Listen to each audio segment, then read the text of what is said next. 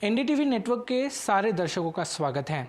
आज हम उस मुख्यमंत्री से बात करेंगे जिनके राज्य में पत्थर भी सोना उगलता है। हम बात कर रहे हैं राजस्थान की, जहां पर अब ये जद्दोजहद की जा रही है कि इस राज्य में इन्वेस्टमेंट को किस तरह लाया जाए।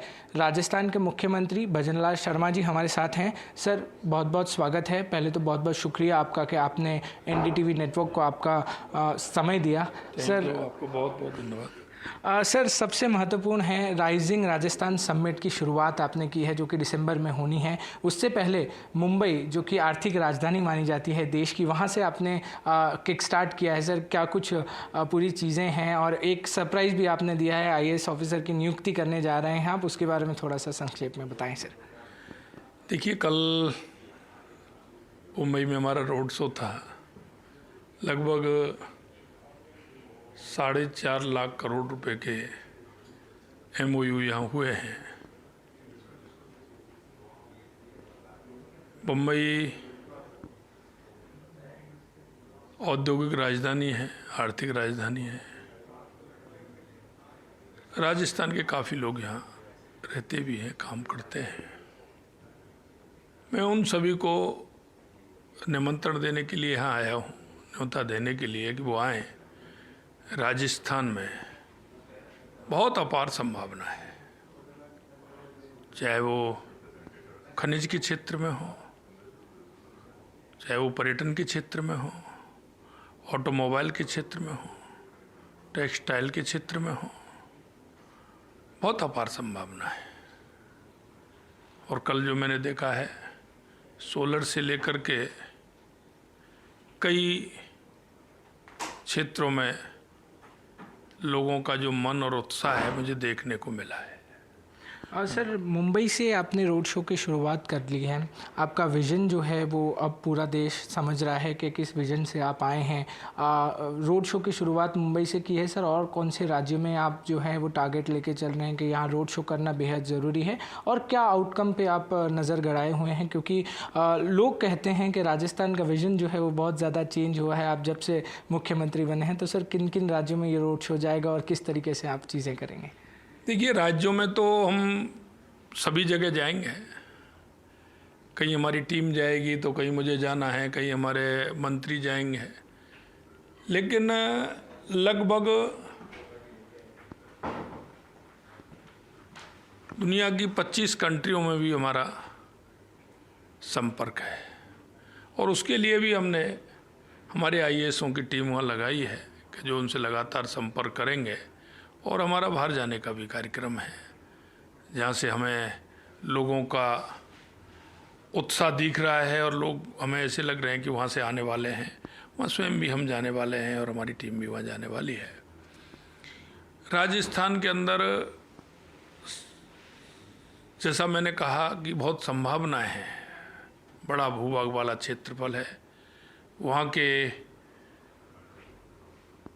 जो स्थिति है वो क्लियर है कि वहाँ आने वाले हर व्यक्ति के लिए क्या सुविधा हम दे सकते हैं, वो भी हम देने वाले हैं। समय पर काम हो, समय पर उसका उद्योग लगे, और उसके साथ साथ वहाँ अगर वो जाएगा तो उसको सारी सुविधाएं भी मिलेंगी। हमने उनसे वायदा भी किया है कि आपको सिंगल विंडो के आधार पर समयबद्ध तरीके से आपको उद्योग लगाने में जो सुविधा हम दे सकते हैं, सारी सुविधाएं देने का काम करेंगे। सर, कल मुंबई में ये पूरा समिट चल रहा था। उस समय आपने भारत के बड़े बड़े बिजनेसमैन से 1-on-1 बातचीत की। इस दरमियान क्या बातचीत हुई? जो बिजनेसमैन थे उन्होंने आपको क्या क्या बताया कि अगर वो राजस्थान में आते हैं कि तो किस तरीके की सुविधा जो है उनको मिलेगी, और क्या क्या और चीज़ें हो सकती हैं जिससे वह अपना इन्वेस्टमेंट राजस्थान में बढ़िया तरीके से कर सकें और राजस्थान भी आगे बढ़े और उनका जो बिज़नेस है वो भी आरामदायक तरीके से आगे बढ़ सके? मैंने उन सभी से बातचीत की है, और मुझे बातचीतों में लगा है कि जो मैंने सोचा था उससे कहीं ज़्यादा उन लोगों का मुझे उत्साह दिखा है, और वो काम करना चाहते हैं। उनके सामने कुछ चुनौतियां भी हैं, निश्चित रूप से उनको भी हमने स्वीकारने का काम किया है कि आप आइए, राजस्थान के अंदर आपको जो मन में शंका है, आशंका है, आपको किसी भी तरह से कोई परेशानी नहीं होगी, ये हमने उनको विश्वास दिया है। और वो अलग अलग तरीके से अपना उद्योग लगाना चाहते हैं। और कई मैं देख रहा हूँ, कल आज सुबह से कई लोगों के फ़ोन भी आए कि साहब वो हमारे पास सूचना नहीं थी, समय के अभाव में हम नहीं आ पाए। तो हमने कहा कि आगे हम करने वाले हैं, तो आप आइए और अपना काम राजस्थान में देखिए। हमने यहाँ तक कहा है कि जो आप करना चाहते हैं वो आप हमें पहले से बता देंगे तो हम उसको आइडेंटिफाई भी करेंगे, क्योंकि समयबद्ध तरीके से अगर काम होगा तो उसका परिणाम जल्दी आएगा। इसलिए हम उनसे कहा है और मुझे विश्वास है कि जितने भी उद्योगपति मेरे से मिल रहे हैं और जिस विश्वास के साथ वो बात कर रहे हैं, कह रहे हैं कि राजस्थान के अंदर एक बड़ा इन्वेस्टमेंट आने वाला है और राजस्थान में एक अच्छी शुरुआत होने वाली है। सर, सबसे महत्वपूर्ण सवाल पिछले कुछ समय से समग्र भारतवर्ष में है कि जितने भी राज्य हैं वहाँ पर होड़ सी मची हुई है इन्वेस्टमेंट लाने के लिए। बड़े राज्य हो या छोटे राज्य हो, हर जगह पे है। राजस्थान ऐसी क्या सुविधाएं देगा जिससे जो है वो इन्वेस्टर्स बहुत ज़्यादा अट्रैक्ट हो सकते हैं और वो राजस्थान आने के लिए हामी भर है?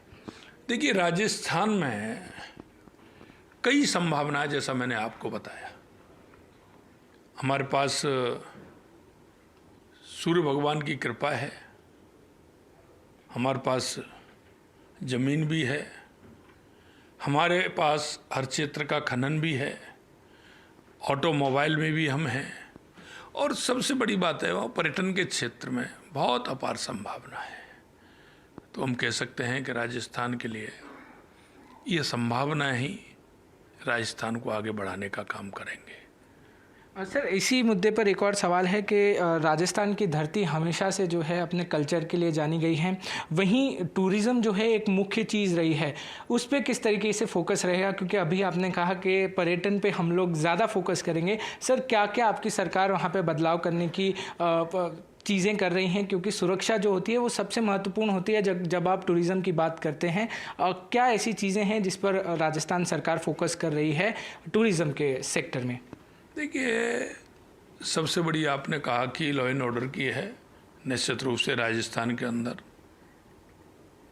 शांति के रूप में राजस्थान जाना जाता है। लॉ एंड ऑर्डर की स्थिति बहुत ही बेहतर है। और सबसे बड़ी बात है कि राजस्थान मेहमान नवाजी के लिए पहले से ही जाना जाता है। पधारो हमारे देश।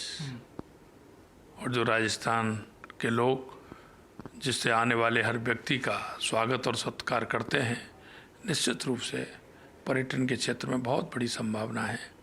राजस्थान ऊंचाइयों को छुएगा और राजस्थान की जनता उन सभी के लिए पलक पावड़े बिछा करके तैयार है और राजस्थान हमेशा से स्वागत और सत्कार के लिए जाना जाता है। सर, आखिरी सवाल ये बहुत महत्वपूर्ण है। राजस्थान में दो जो मुख्य चीज़ें हैं वो भगवान की तरफ से दी गई हैं, एक सूर्य भगवान और एक हवा। रिन्यूएबल एनर्जी को लेकर हमारे क्या एक्स्ट्रा प्लान्स है? वैसे आपने बताया कि ये भी एक मुख्य चीज़ होगी जो सरकार करेगी, मगर ऐसे कोई एक्स्ट्रा प्लान्स हैं जिसकी पर ज़्यादा जोर दिया जा रहा है आपकी तरफ से? निश्चित रूप से जो हमारी संभावनाएं हैं और जिस तरह से राजस्थान के अंदर ये बहुत बड़ी संभावना है, निश्चित रूप से हम रिन्यूएबल एनर्जी में भी हम काम करेंगे, पूरा करेंगे और राजस्थान की जनता को उसका फ़ायदा भी मिलेगा।